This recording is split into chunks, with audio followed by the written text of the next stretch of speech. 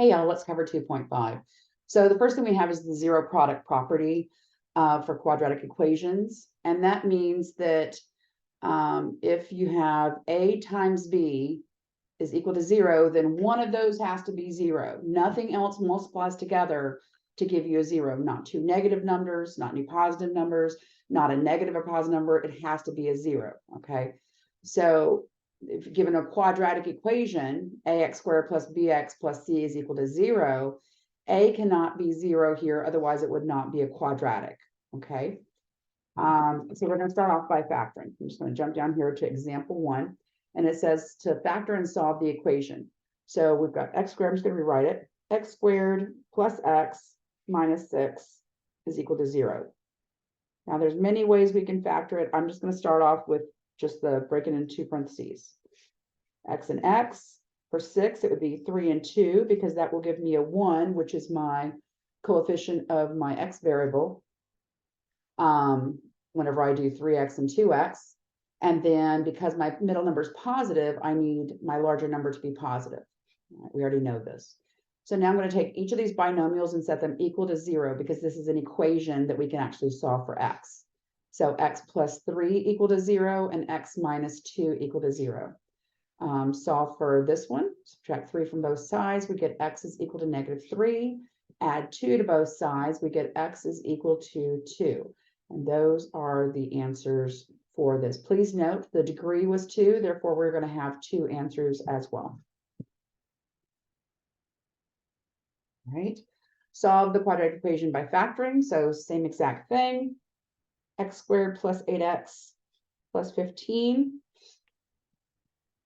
Everything's going to be plus in here because they're both plus. So x and x. And then 15 is made up of 15 and 1 or 5 and 3. So 5 and 3 will give me 8 when they're added. And then just take each of those and set them equal to 0. Subtract 5 from both. X is equal to negative 5. There's one of my answers. Subtract 3 from both. X is equal to negative 3. There's my second answer. Again, 2 answers, degree of 2. All right.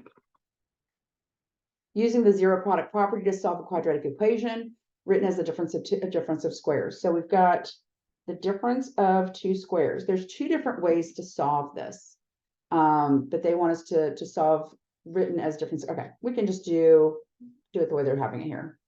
Difference of 2 squares is just x and x, negative 3, positive 3, set equal to 0. So x minus 3 equal to 0 and x plus 3 equal to 0. Add 3 to both sides for this one. X is equal to 3. Subtract 3 from both sides for this one. X is equal to negative 3. There's another way we could have done this as well, which we haven't really talked about in this class yet, but we're going to be talking about it today. So I'm going to go ahead and start introducing you to it. The other way you could solve this problem is by solving for x. So we could add 9 to both sides, and we would get x squared is equal to 9. And then we take the square root of both sides, remember plus or minus over here, so x would equal plus or minus 3. Same answer, all right? And this is the difference of 2 squares. Remember, the sum of 2 squares cannot be factored. We would have to treat it just like this one, and we would have I in our answer as well. All right, example 4. Don't think I did this one. Oh, this is the grouping one. I'm not going to do the grouping one, and we're not doing that one in our exam or homework even. Negative 3x cubed minus 5x squared minus 2x. Just factor it. Negative 3x cubed minus 5x squared minus 2x equals 0. We're going to factor out a negative x. It leaves us with 3x squared plus 5x plus 2 equals 0. That negative took away from every single one of our terms, as did the x. So now we've got negative x, and we can factor this into 2 parentheses. 3x and x, and then we need a 2 and a 1. Well, that's going to have to go here so that we can have 5 for our answer. 2x, 3x, great. And now I'm going to set each of these equal to 0. Negative x equal to 0, 3x plus 2 equal to 0, and x plus 1 equal to 0. Divide or multiply 3 by negative 1, we get x is equal to 0. There's one of our answers. Subtract 2 from both sides. 3x is equal to negative 2. Divide both sides by 3. x is equal to negative 2/3. There's our second answer. And then minus 1 from both sides, x is equal to negative 1. And there is our third answer. We know we need 3 because there's a degree of 3.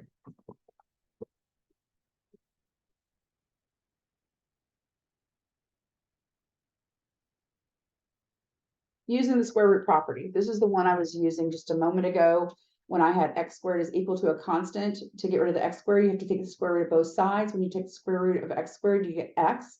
And when you take the square root of the constant, you have to put plus or minus in front of the square root, in front of the radical. So let's do that down here. Just one second, please.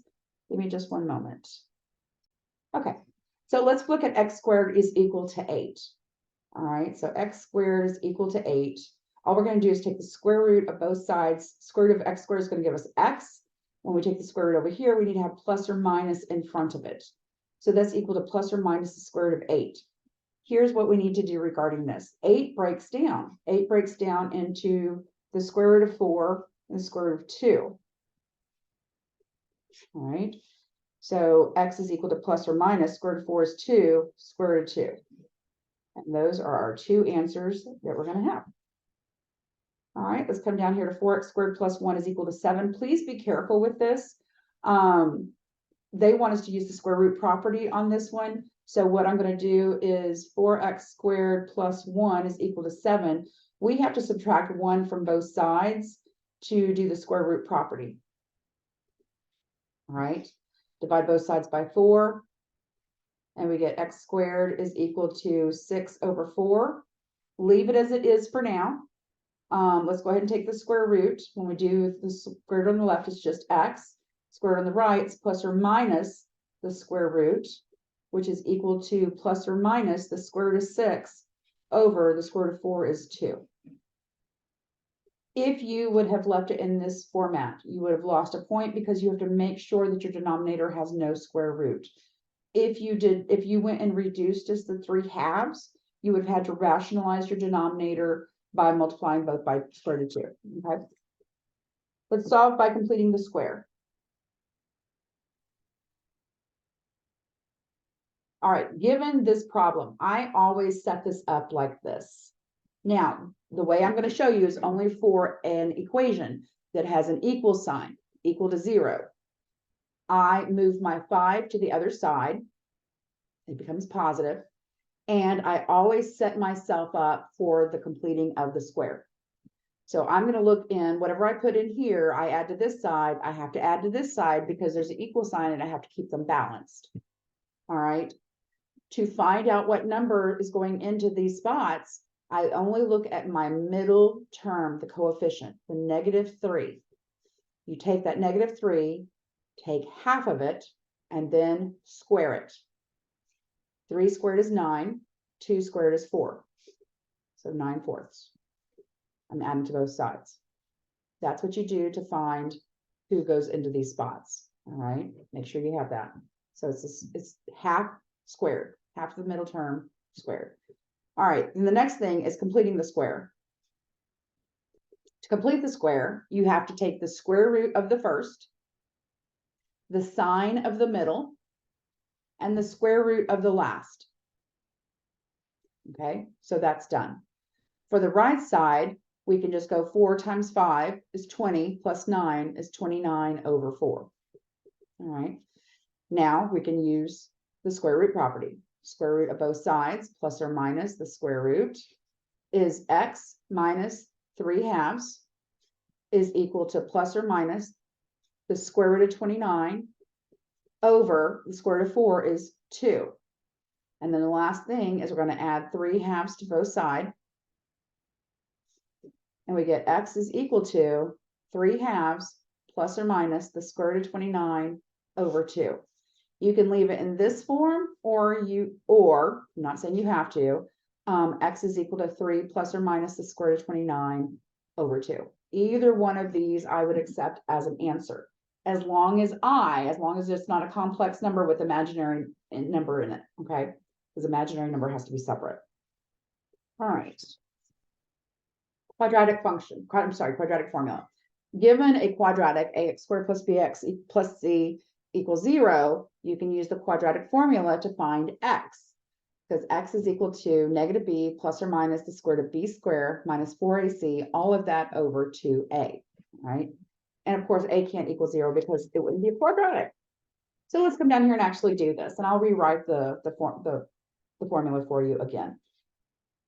For solving the quadratic formula, make sure, first of all, that they are in order by degree.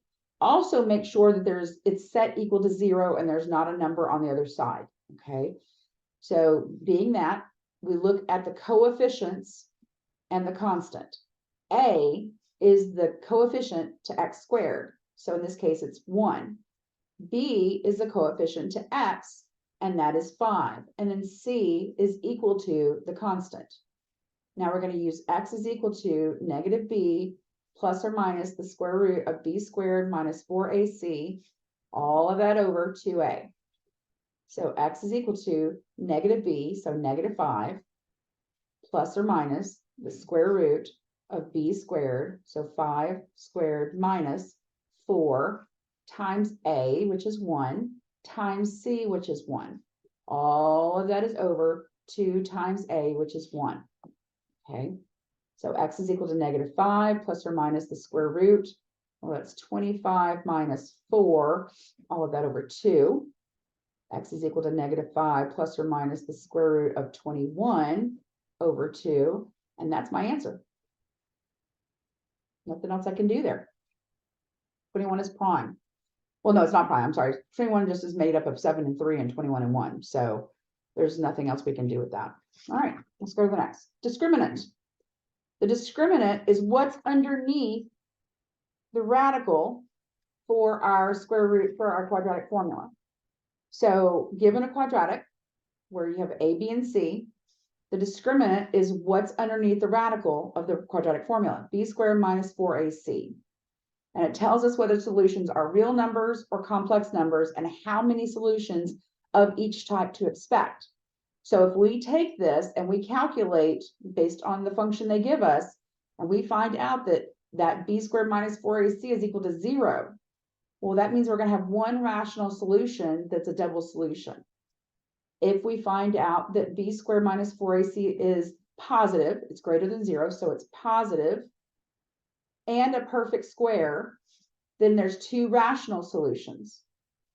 If it's positive and not a perfect square, there's two irrational solutions. And if it's negative, then there's two complex solutions. Okay? And we have 4 down here to play with. Granted, it doesn't go through each one of them, unfortunately, but you will get the gist of it, hopefully. So I'm going to use b squared minus 4ac and solve. So b is 4, so 4 squared minus 4, and then a is 1, and c is 4. Well, that's 16 minus 4 times 1 is 4, times 4 is 16. That is 0. So since that is 0, 0 is not our answer. Our answer is there's one rational solution, and it's a double solution. One rational solution, double. All right, let's look at b. Using b squared minus 4ac. All right, b is 14 squared minus 4 times a, which is 8, times c, which is 3. 14 squared is 196. 4 times 8 is 32. 32 times 3 is 96. So 196 minus 96 is 100. That is a perfect square. The square root of 100 is 10, so that works great. So we need to come up here and say, okay, it's a perfect square and it's positive, two rational solutions.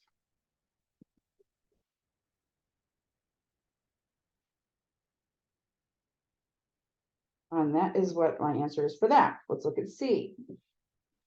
C is 3x squared minus 5x minus 2. A is 3, B is negative 5, and C is negative 2. All right, B squared, so negative 5 squared minus 4 times A, which is 3, times C, which is negative 2. That's 25. Negative 4 times 3 is negative 12. Negative 12 times negative 2 is positive 24. and that is 49. Yet another perfect square, because the square root of 49 is 7, and it's positive. So again, two rational solutions. And then D. D is 3x squared minus 10x plus 15. B is negative 10 squared minus 4 times A times C. All right. Negative 10 squared is 100. And it's minus 4 times 3 is 12. 12 times 15 is 180. So that's negative 80. So it's a negative number. Negative number is two complex solutions. Two complex solutions. And that's it. The last problem for this section is right triangles. And they just want us to find the missing side. So this is Pythagorean theorem, which is a squared plus b squared is equal to c squared. Remember, the right angle always points to your c. So c is 12. We're looking for a, so we'll b is 4. So a squared plus 4 squared is equal to 12 squared. A squared plus 16 is equal to 144. Subtract 16 from both sides, we get a squared is equal to, I don't know, something 8. 3, 8 to 128. And then we take the square root of both sides. Now, up through this entire time, I have asked you to not provide me with decimals. Here's the catcher. If it is measuring something, a legitimate question like a word problem, to where I'm asking you the length of the table or the length of the side, it is at this point, because it's representing something, that you can tell me in decimal format. If you don't want to have to worry about that, you can always give me the exact number instead of putting it in decimal format. To get the exact number, you just take the 128 and find out what it has in it. I know it has a 4. So square root of 4. And the square root of what? 4 would be 32. Oh, but there's another 4 in that. So square root of 4, square root of 8. There's another one. And square root of 4 and square root of 2. So the final answer, this would be 2 times 4. 2 times 2, because square root of 4 is 2. Square root of 4 is 2. Square root of 4 is 2. 2 times 2 is 4. 4 times 2 is 8. So 8 square root of 2. Or you could answer it in 11.3, I think it was. Either one works. Now, the question is this, should I have circled this? We cannot measure anything lengthwise with a negative. So the answer is actually 8 square root of 2 or 11.3. But it has to be positive. The negative cannot be a part of it. Okay, that's it. Have a great day. Let me know if you have any questions.